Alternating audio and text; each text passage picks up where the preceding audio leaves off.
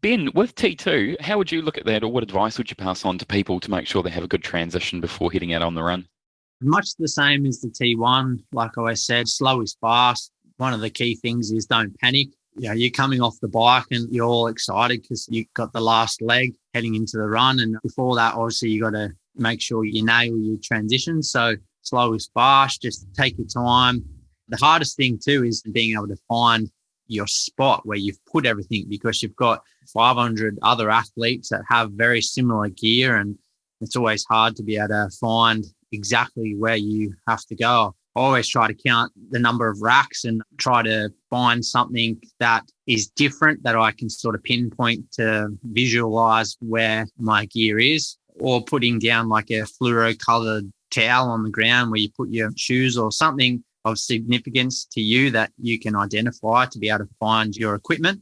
And the other big thing too is obviously taking on nutrition and embracing dead legs. So you've ridden pretty hard, and then you've got to transition from the bike to the run. And it is a very grueling process, but just try to embrace it as best you can. Take on some hydration fluids and some nutrition to be able to get you through. And then especially with transition, just try to keep it neat and tidy, because obviously the referees are there, making sure that you keep it safe for yourself and others by avoiding trip hazards and slippery sort of wetsuits lying on the ground and stuff like that. So just take that little bit of extra time to put your helmet in the right position and your shoes positioned nicely so that your transition area is clean and you won't get that unnecessary penalty from the referees that you definitely don't deserve. So slow is fast, and embrace the dead legs and just keep it neat and tidy.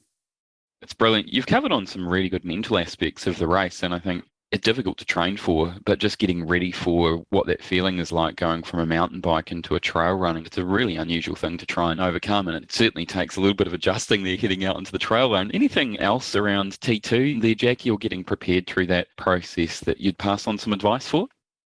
Yeah, just one quick tip actually. Make sure you know whether you're going to put socks and shoes on or whether you're just going to put socks on. Try and make that decision before you race and have the socks ready.